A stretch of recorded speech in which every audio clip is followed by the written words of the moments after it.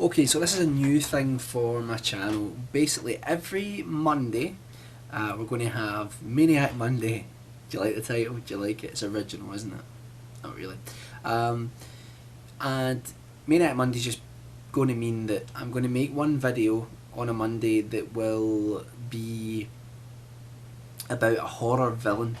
Now, that villain could be someone like Michael Myers from the Halloween franchise, or it could be something more general like the uh, the alien from or the xenomorph from the Alien series. So it could be any type of villain. It could be a monster, a ghost. It could be an infection. It could be anything, right? But so maybe not strictly just like a sort of Bond villain, you know. Um, we're not going to sort of do Blofeld and stuff like that. Anyway, so that didn't make any sense. So the first video I'm going to do is today for Maniac Monday video, and that's going to be on Freddy Krueger. Now I'm sure you all know who Freddy Krueger is, but for those who don't, Freddy Krueger is a character that was created for a film called A Nightmare on Elm Street, which was released in 1984. It was directed by a man called Wes Craven, who has quite a sort of famous horror career, probably most notoriously for the Scream series in the 1990s. But I think true horror fans will always look to things like the first The Nightmare on Elm Street film, and maybe things like The Hills Have Eyes. Anyway, so the character Freddy Krueger is, I think, is a really original character within the horror genre. Now, the character was a local janitor in this suburban area, and I can't remember if it's a suburban area or a small town, but it's in America, and the character, he is a sort of local janitor, and it turns out he's actually been kidnapping and killing children. And what you find out, and this is a sort of spoiler, I suppose, if you haven't watched any of the films, because it gets revealed who he is, I think, about halfway through the film. What you find out is that in the past, what happened to him is he was murdered by the parents of the local community because they couldn't get enough evidence to have him arrested, but they knew it was him that was doing it. So they set fire to the boiler room that he was in, and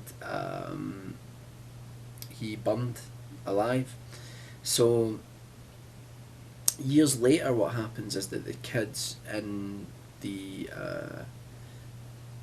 local area start having dreams, and in these dreams, there is this horrifically burned figure wearing a sort of strange striped top and almost a fedora hat, and on his hand he has a glove with knives at the end of them, and he chases the kids, and we say kids, they're sort of teenagers, in their dreams, and when he catches them in the dream, he kills them, and if they die in the dream, they die in real life. So that's what the film is about. And if you watch the original film, it's a frightening film. It's pretty creepy. I know I keep saying that all the time about films, but it is pretty creepy, and Robert Englund, who plays him, really does a fantastic job. He's really just a horrifically despicable creature, who has somehow came back through people's dreams to still kill children in the local area. So the films progress. You've got Nightmare on Elm Street, and then you've got five. I think it's five direct sequels. Now, this in the second film, he was still quite. He's still evil. He's evil in all of them, but they still tried to play it semi-seriously in the second film, I think. But what happened is that they noticed that the audiences started cheering when Freddy was killing the kids.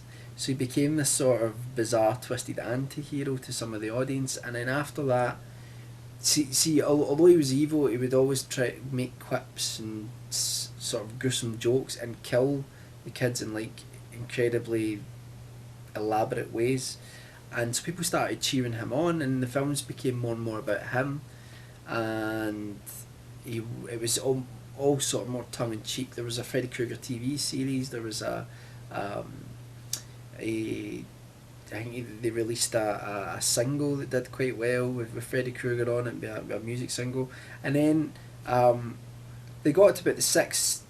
I think it's the sixth film, and it was partially in 3D. A funny story about that actually, where a friend of mine sat with the 3D glasses on through the whole film, going like that to people next to him in the cinema. This is amazing, isn't it? And then towards the end of the film, it said, "Now put on your 3D spectacles." So like he thought, no, he persuaded himself he was seeing the whole thing in 3D. Anyway, so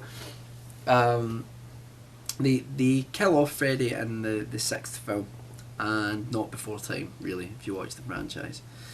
And then it's not a spoiler. The film I think is called Freddy's Dead. I think. Then what you have is you have a film called New Nightmare, which is really interesting because if you've seen the Scream films, there's sort of postmodern take on the slasher genre where they try to be good slasher films but also at the same time being completely self-aware and poke fun at the slasher genre. New Nightmare does a similar thing where it's about the cast of the original film being killed off, but in real life by this creature that claims to be Freddy Krueger, and he's trying to get them to keep making the films or he'll die. So it's a self-aware sort of film, really interesting. Doesn't work all the time, but it is good, it is decent. And after that you had a film called Freddy vs Jason, where they crossed over Nightmare on Elm Street and Friday the 13th. And because earlier in I think it was the end of Jason Goes to Hell, there was a shot in the film where you saw Freddy's glove come up through the ground and grab Jason Voorhees' mask, which made you think, oh, they're going to do Freddy versus Jason, which never happened, I think, for like over a decade, until like a decade later. Anyway, so Freddy Krueger, I think, is a really interesting character. They did a remake recently. I didn't see it. I heard that it wasn't very good, but I will check it out at some point. But what I would say to you is go back to that original film. Go back to that original film, because the original film is fantastic, and he is a really, really great and original horror villain. And to end, what was quite interesting was that Wes Craven, who created him because he'd read stories about students who were dying inexplicably of heart attacks in their sleep. And so there's a tiny little grain of truth to the story, which makes it even creepier. So check out Freddy Krueger and the Nightmare on Elm Street series. And that's it.